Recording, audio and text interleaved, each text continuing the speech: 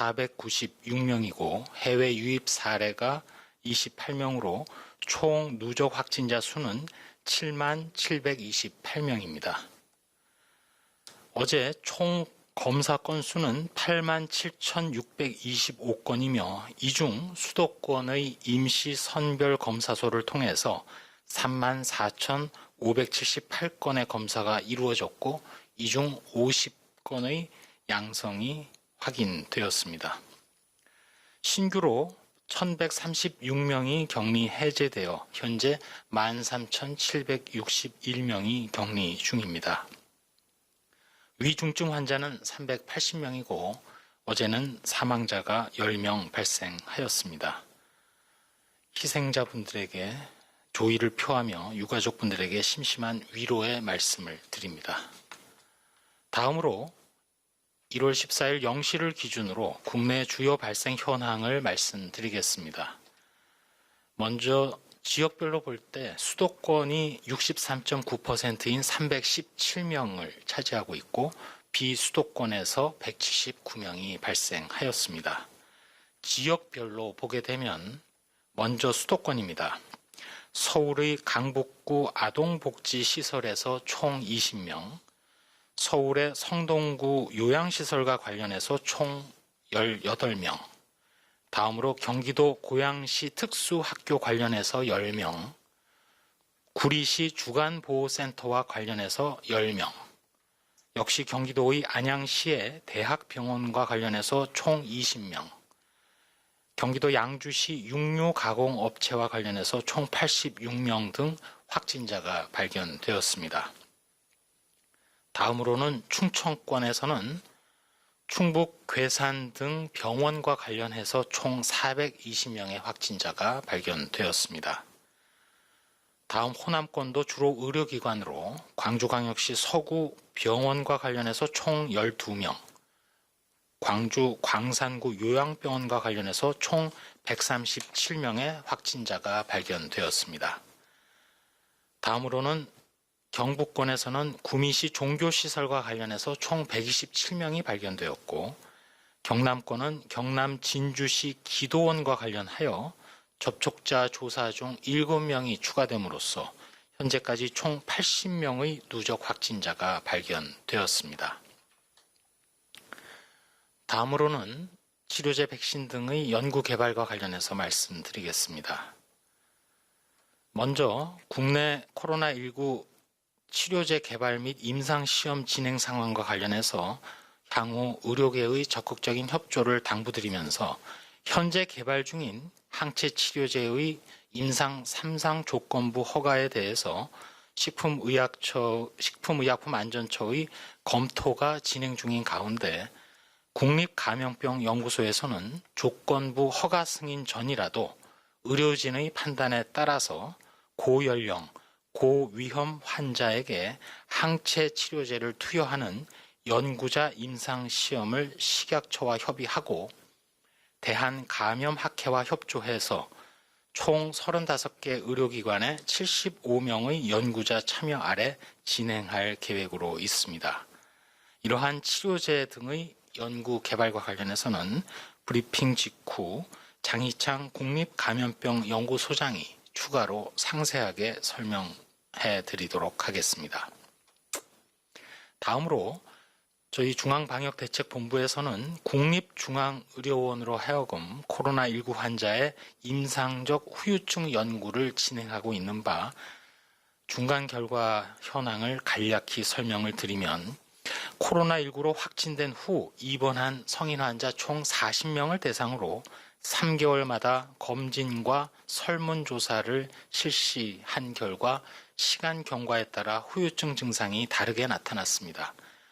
먼저 3개월이 지난 시점에서는 탈모와 운동 시 숨이 찬 증상이 상대적으로 많았고 6개월이 지난 시점에서는 피로감이 상대적으로 높게 나타나는 경향을 보였습니다. 일부 환자에서는 폐 기능 저하도 보였고 시간이 경과되면서 회복 양상이 나타났습니다. 폐 CT 관찰을 보면 3개월 시점에서는 폐 염증이 상당 부분 남아있는 것을 확인할 수 있었고 6개월이 지난 시점에서는 대부분 호전되었으나 일부에서는 폐섬유화도 발견되었습니다. 이러한 신체적 부분뿐만 아니라 정신과적 후유증으로는 우울감 그리고 외상 후 스트레스 장애가 주로 나타났습니다. 시간이 흐름에 따라 우울감은 감소된 대신 외상 후 스트레스 장애가 증가하는 경향을 보였습니다. 이러한 결과는 중간 상황이고 저희 방역당국은 앞으로 코로나19 회복 환자를 대상으로 후유증의 증상, 지속기간, 여러 가지 다각적 분석 및 장기적인 모니터링을 지속적으로 수행하고 이를 상세히 계속 설명드릴 기회를 가지도록 하겠습니다. 다음으로는 거리두기와 관련해서 말씀드리겠습니다. 저희 중앙방역대책본부에서 코로나19 이번 3차 유행과 관련하여 특성 그리고 거리두기의 효과에 대해서 설명드리겠습니다. 이번 진행되고 있는 3차 유행은 작년 11월 중순부터 시작하여 12월 말 정점을 지나 현재는 환자 감소 추세를 유지 중입니다. 지난 1주간의 감염 재생산 지수도 1 이하로 즉 0.88로 감소된 상황입니다. 또한 특성을 보면 이번 3차 유행은 전국적으로 일상 속에 소규모 감염이 확산되면서 광범위한 지역사회 감염 양상을 보이고 있습니다. 예를 들어 지난 10월에 집단 발생이 비율이 55.6%가 12월에 35.2%로 감소한 반면 개인 간 접촉은 지난 10월 12.4%에서 12월에 36.9%로 늘어나는 상황입니다. 이번에 거리두기 효과에 대해서는 거리두기의 단계를 상향함으로써 다중이용시설의 집단 감염을 차단하였고 특별히 5인 이상 모임 금지를 통해서 모임, 여행 최소화로 3단계로의 상향 조정 없이 코로나19를 감소세로 전환시켰다고 평가하고 있습니다. 특별히 11월 감염이 다수 발생했던 실내 체육시설, 학원, 카페 등의 시설은 집합금지 운영 제한 이후 12월에 큰 폭으로 감소한 것으로 나타났습니다. 그러다가 12월 말부터는 요양병원 시설, 또 종교시설, 교정시설 등 특정한 감염 취약시설에서 감염 전파가 증가한 것으로 나타났습니다. 이러한 중 특별히 5인 이상 모임 금지 조치가 수도권에서는 작년 12월 24일부터 비수도권에서는 금년 2021년 1월 4일부터 시행된 바 이를 통해서 개인 간 모임 그리고 여행 감소로 이어져서 환자 발생 감소세로 전환되는 데 효과적이라고 판단됩니다. 저희 방역당국이 보기에 3단계 상향 없이 감소 추세로 전환한 것은 긍정적이지만 부정적인 측면도 있습니다. 먼저 지역사회 감염의 저변이 매우 넓고 또 실내 활동이 많은 계절적 요인이 있습니다. 또한 다중이용시설 운영 재개 시 환자의 증가 가능성 등을 고려할 때 거리두기 완화가 이루어질 경우 재확산의 우려는 상존한 상황입니다. 동시에 집합금지 운영 제한 시설의 생계가 곤란하고 또한 방역 수칙과 관련해서 업종 간의 형평성의 문제 제기 등은 이번 거리두기의 한계로 인식하고 있습니다. 향후 1월 17일 이후 거리두기 조정 여부 및 내용에 대해서는 3차 유행의 특성 그리고 거리두기에 대한 중간 평가 등을 바탕으로 해서 전문가, 관계부처, 지자체 등과의 협의를 거쳐서 중대본에서 최종 결정할 예정입니다.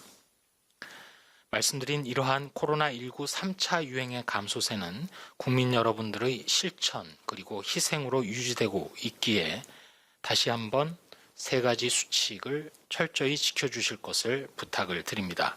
첫 번째로 모든 사적 모임을 취소해 주시고 집에서 안전하게 머무르며 종교활동, 모임, 행사는 비대면, 비접촉으로 진행해 주시기 바랍니다. 두 번째로 장소와 상황을 불문하고 실내 및 2m 이상 거리 유지가 어려운 실외에서는 항상 마스크를 착용해 주십시오. 마스크를 벗어야 하는 대면 식사나 음주, 흡연과 같은 상황은 피해 주시기 바랍니다. 세 번째로, 발열 호흡기 증상 등 의심 증상이 있을 때에는 망설이지 마시고 신속하게 검사를 받아주시기 바랍니다. 마찬가지로 의료기관에서는 코로나19 의심 환자 또는 호흡기 증상 환자가 방문할 경우 검사 의뢰서를 적극 발급함으로써 선별진료소에서 별도의 절차 없이 신속하게 검사를 받을 수 있도록 적극 협조해 주시기 바랍니다. 특별히 당부드립니다.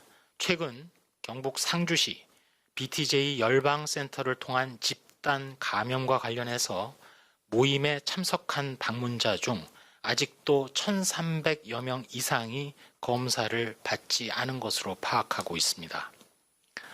상주시 BTJ 열방센터 방문자들께 온 국민이 평범한 일상을 회복하기 위해서 희생을 치르고 있는 이 엄중한 상황임을 유념하시고 힘든 노력이 헛되는 일이 없도록 조속히 검사를 받아주실 것을 요청합니다. BTJ 열방센터에서는 지금까지 총 713명의 양성자가 발견되었고 이 중에 방문 추정자가 229명 그리고 추가 전파가 484명입니다. 이러한 BTJ 열방센터 외에 오늘 말씀드린 경상남도 진주시 기도원 등 종교시설을 중심으로 지역사회로 확산이 지속되고 있습니다. 해당 종교시설을 방문하거나 방문자를 접촉한 분은 즉시 검사를 받아주실 것을 역시 강조드립니다. 한 말씀 드리도록 하겠습니다. 국내 코로나19 3차 유행은 모든 국민들이 거리두기 등을 실천하시고 또 평범한 일상을 희생해 주신 덕분에 최일선 방역 대응 인력들을 총동원함으로써 간신히 감소세를 유지하고 있습니다. 특별히 이번 3차 유행은 국내외의 다양한 위험한 변수들에도 불구하고 모두의 단합된 힘과 노력으로 극복해 나가고 있다는 점에서 매우 특기할 상황입니다. 예를 든다면 첫 번째로 외국과 같은 전면 봉쇄 조치가 아니라 단기적인 거리두기 및 연말연시 특별 방역 대책을 통해서 감소 추세를 유지하고 있고, 두 번째로 특별 입국 관리를 강화하여 해외 변이 바이러스가 등장한 가운데에도 국내 유입을 차단하고 있으며, 세 번째로는 코로나 생존에 유리한 동절기 변수가 여전히 위험한 요인임에도 불구하고 우리 모두 마스크 착용을 생활화하면서 서로를 보호하고 있습니다. 우리와 상황이 유사한 몇몇 선진국들과 비교해도 대규모 확산 추세를 꺾고 이를 유지하는 게 얼마나 힘든지 우리 모두가 잘 알고 있습니다. 하루 4자릿수 1,000명대 환자가 발생하던 상승세를 돌려서 감소세를 만들어낸 것은 모든 국민이 한마음으로 방역 지침을 준수해 주신 결과입니다. 진심으로 깊이 감사드립니다. 그렇지만 방심이나 이완은 금물입니다. 3차 유행의 증가 추세가 거의 한 달 반 이상 지속이 되었습니다. 앞으로도 감소세를 유지하는 기간이 그보다는 더 길어야만 3차 유행을 제대로 관리 억제했다고 판단할 수 있을 것입니다. 일정 수준의 거리 두기가 지속되어야 한다고 판단합니다. 특별히 시기적으로 이동이 많아질 수 있는 설 연휴도 있고 또한 2월 중 안정적인 백신 접종도 준비해야 하기 때문입니다. 앞서 거리두기 설명을 드리면서 발생 현황을 잠깐 부침으로 보셨지만 종교시설, 의료기관, 요양병원 등 복지시설은 더 각별한 수칙의 준수를 당부드립니다. 거리두기와 함께 조금이라도 의심되면 검사를 받는 것도 감염 전파고리를 끊는 중요한 전략입니다. 임시선별검사소 등 검사 접근성과 역량을 높였기 때문에 적극적으로 검사를 받아주시기 바랍니다. 저희 방역당국은 지금의 감소세가 계속 이어질 수 있도록 신속하고도 엄정한 조치를 계속 이어가겠습니다. 작년에 치료제와 백신 없이 순수한 거리두기만으로 코로나 유행을 억제하자고 호소드린 바 있습니다. 올해는 다른 상황입니다. 아마도 다음 달이면 국산 치료제와 해외 도입 백신이 우리에게 상황을 변화시킬 수 있을 것으로 기대합니다. 불확실성은 여전히 많습니다. 그러나 거리두기와 치료제 백신을 통해서 서서히 코로나19 이후의 달라진 일상에 다가가게 될 것이라고 기대합니다. 함께 완주할 수 있도록 서로 격려하고 힘을 내주시기를 요청드립니다.